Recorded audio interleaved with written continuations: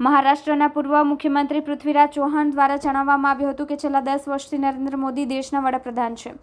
2014માં તેમણે ઘણા વાયદા કર્યા હતા, અચ્છે દિન આएंगे એવું પણ તેમણે કહ્યું હતું। આ ઉપરાંત 2 કરોડ નોકરી, ખેડૂતોની આવક બમણી કરવાની વાત અને 100 દિવસમાં કાળું ધન લાવવાની વાત તેમણે કરી હતી। અને આ જ વાતને લઈને 2014માં દેશની 31% જનતાએ તેમને મત આપ્યો હતો અને ભાજપની સરકાર બની હતી।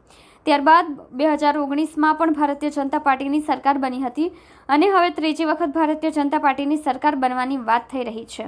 પૂર્વ મુખ્યમંત્રી પૃથ્વીરાજ ચૌહાણ દ્વારા જણાવવામાં આવ્યું હતું કે ભારતીય જનતા પાર્ટીએ અને વડાપ્રધાન નરેન્દ્ર મોદીએ ઘણા વાયદાઓ કર્યા છે, હજુ સુધી પૂરા કર્યા નથી।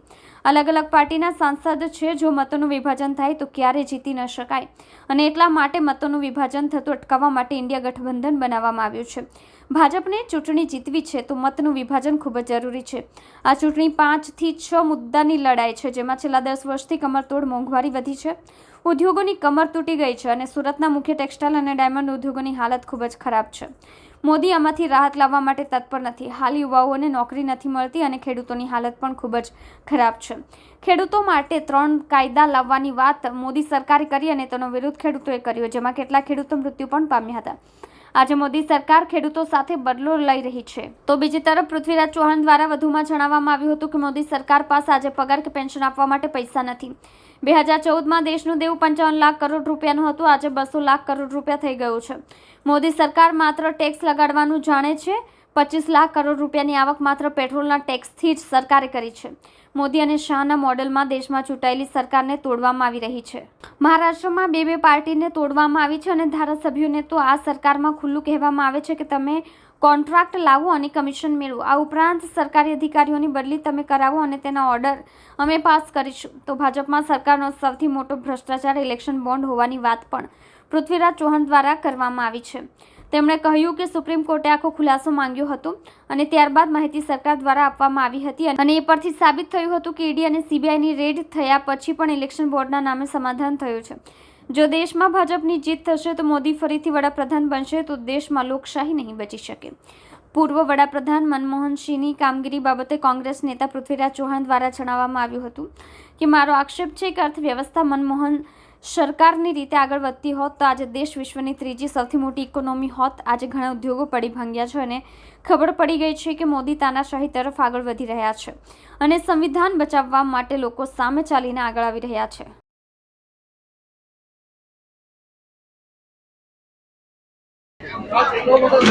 आज मैंने जो कहा है कि देश का जो लोकसभा चुनाव हो रहा है उसके जो मुख्य मुद्दे हैं और गुजरात के जो मुद्दे हैं उसके बारे में मैंने बात की।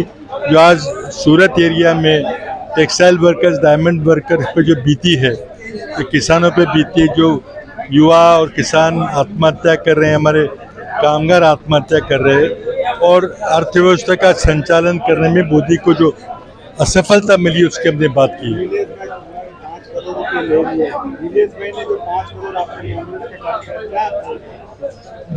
क्या वो कैंडिडेट ने 5 करोड़ रुपया। देखिए, मैंने कहा है कि इसकी हम पार्टी जांच करेगी, पूरी जांच करेगी और मालूम करेगी कि पैसे की लेन देन हुई है या कोई दबाव डाला गया, जांच करेगी, उसके बाद कार्रवाई होगी। इसके घर पे भी गए थे, इसके घर पे कोई नहीं मिला। नहीं, देखिए, हमारा जो प्रत्याशी है उसे हम संपर्क की कोशिश कर रहे हैं। क्या उसके किडनैप किया गया है, क्या कुछ पैसे के लेन देन? केस करने वाले हैं। नहीं तो कोई बात नहीं, अब तो जांच करेंगे, उसके बाद ही कोई कार्रवाई होगी। क्या करने वाले हैं? बिना पूछताछ के नहीं करेंगे, वन साइडेड कार्रवाई नहीं करेंगे, पूछ के करेंगे, मालूम करेंगे तथ्य क्या है। નહીં સર, ગઈ કાલે તમામ ફોર્મ ખેંચી લીધા, છેલ્લે 2 વાગ્યા પછી એક ફોર્મ ખેંચ્યું, શું કહેવાનું? પરમ દિવસે બપોરે 2:30 વાગે ઓર્ડર આપ્યો કે કોંગ્રેસના ઉમેદવાર નિલેશ કુંભાણીનું ઉમેદવારી પત્રક માનનીય કમિશનર ઇલેક્શન TN સેશન સાહેબના આત્માએ રદ કર્યું। પછી સમગ્ર અંધભક્તની ટીમ હોટલ મેરેડિયનમાં ફરજ બજાવવા માંડી। એ ફરજના ભાગરૂપે એક ઉમેદવાર સિવાય તમામ ઉમેદવારોએ રાત્રે 10 વાગ્યા સુધીમાં વિડ્રોલ સમર્પિત કરી દીધું.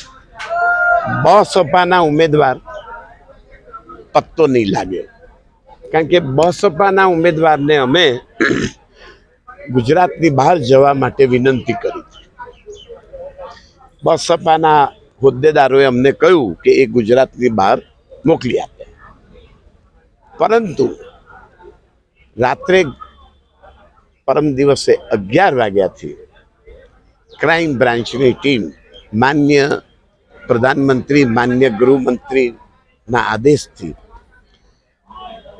બસપાના ઉમેદવારના પરિવારજનો, મિત્રોની ઉપર દાબ દબાણ કે પ્રેમ ભાવ બતાવીને ભયનો આતંક ફેલાવવામાં આવ્યો. સત્તાનો ભયનો આતંક. પરિણામ એવું આવ્યું કે એઓને વડોદરાની 40 કિલોમીટર દૂર એક ખેતરમાંથી શોધી કાઢ્યા અને તાત્કાલિક એમને હેલિકોપ્ટરમાં લવાયા અને 2:30 વાગે ગુપ્ત બોન્ડની જેમ ગુપ્ત રૂપે કલેક્ટર કચેરી સમક્ષ ઉપસ્થિત કરાયા. કલેક્ટરની બહાર મીડિયા શાંત, આંખ બંધ. બસપાના કાર્યકરો, કોંગ્રેસ કાર્યકરો આંખ બંધ, બહાર ઉભા. કોઈ બધાએ આંખો ખોલી, પણ એ ઉમેદવાર કોઈને દેખાયા નહીં. ક્યારે આવ્યા, ક્યારે ગયા, એ માન્ય કલેક્ટરશ્રી અને ક્રાઇમ બ્રાન્ચના અંધભક્તો જરૂર જણાવશે. એનો સમય પત્રક તમામ, આ તમામ વસ્તુ સુરતના તમામ અખબારોએ સવિશેષ નોંધ કરી છે. એ પત્રકારિતાને સલામ છે. આ પત્રકારિતા લોકતંત્રને ભવિષ્યમાં જીવંત રાખશે.